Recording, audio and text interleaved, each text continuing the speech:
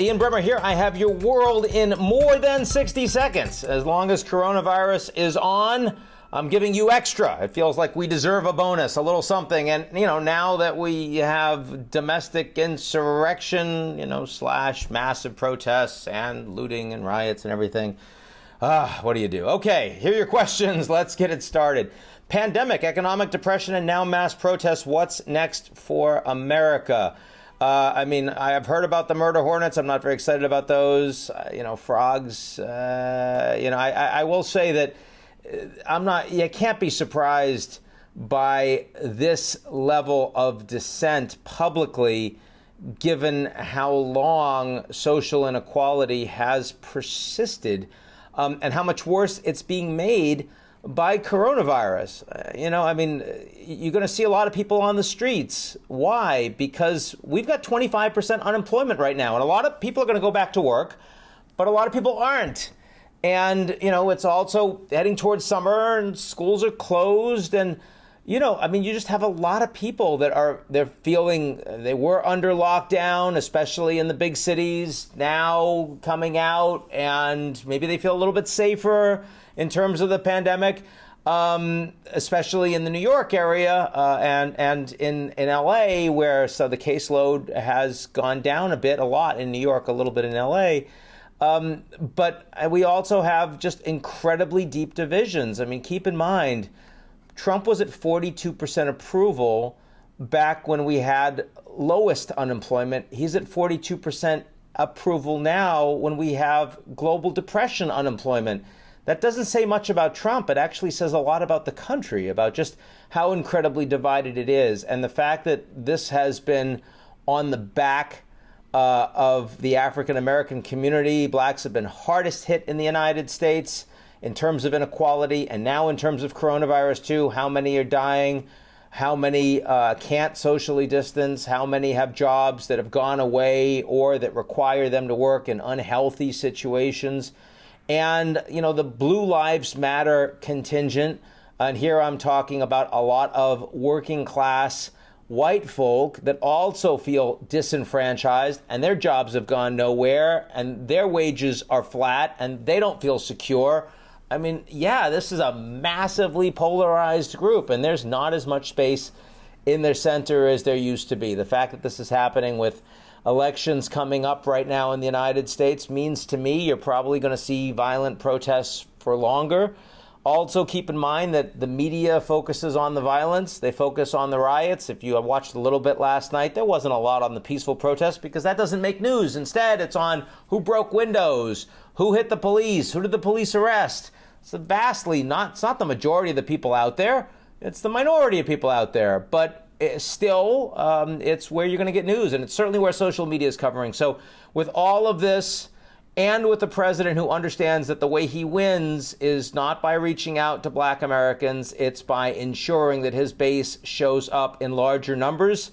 All of that implies much greater division at a time of great economic disarray and dislocation. So the next few months are going to be really ugly here in my own United States. Okay, with inequality protests going global, where does that leave coronavirus and social distancing? Well, and one thing I can say to be less oriented towards panic around this, the super spreader incidents that we've seen, where you have people collecting together and suddenly a lot of people end up getting sick.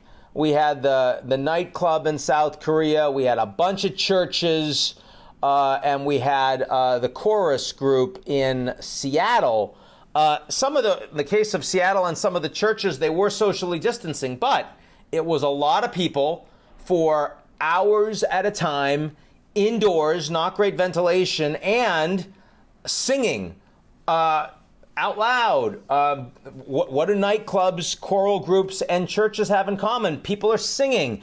And so that's where you get super spreader. And, in Wisconsin, they found one outdoor demonstration that led to 15 people that they know that were found positive. That's a lot less than, out of hundreds that were demonstrating, than 50% outside of Seattle, Washington, who were socially distanced but inside a room, and they were singing for 3 hours. So what that tells me, I mean, I'm here in New York City.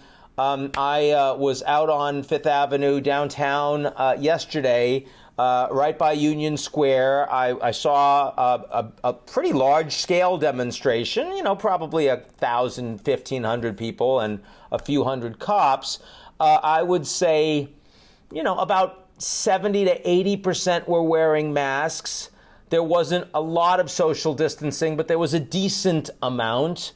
Certainly nothing like what we saw, with the Ozarks. I mean, when most people that are demonstrating about Black Lives Matter and police brutality don't have a thing about wearing masks. Most people that were demonstrating the lockdowns actually, there is a political statement in also not wearing a mask. So my hope, and it's based on some science that we see, but we don't have anywhere near the level of knowledge about transmission that we'd like, is that relatively short-term protests outdoors with a lot of people wearing masks probably won't get you the kind of super spreader incidents that we have seen in previous manifestations of coronavirus. So I'm hopeful that you won't get the second order outbreaks of large scale on the back of these protests.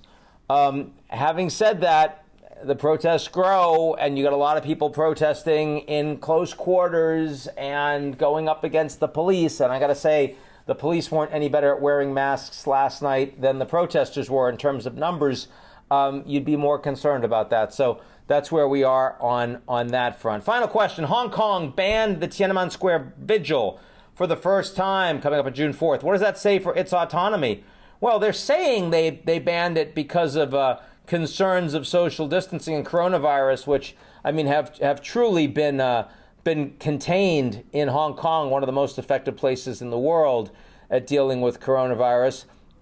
It doesn't seem to be the priority for the legislature. They've been trying to work on making it illegal for people to speak badly of the mainland Chinese national anthem. That's their newest thing. They haven't been very focused on coronavirus of late. So I think it's a little bit of misdirection. It's about wanting to assert more authority over Hong Kong at a time when they know that there is significant unpopularity of the Chinese government with this new piece of legislation. I think it probably says that they're not going to be allowed to protest Tiananmen Square going forward. Macau and Hong Kong, the two Chinese territories that have been allowed historically. Let's see what happens with Macau going forward, too. That'll be interesting. There's a lot to play for. The United States has put the Chinese on notice, put Hong Kong on notice, but still the level of sanctions a lot less than it could be and nowhere close yet to removing special trade status. If you want more on this, I'm actually interviewing Dennis Kwok, who is a very outspoken Democratic legislator from Hong Kong for GZERO World, which you can see online or in on public television. Start to air this Friday. It'll be pretty interesting stuff. Known him for a long time. And that's your world in more than 60 seconds this week. I'll see you all very soon. Be safe. Avoid people.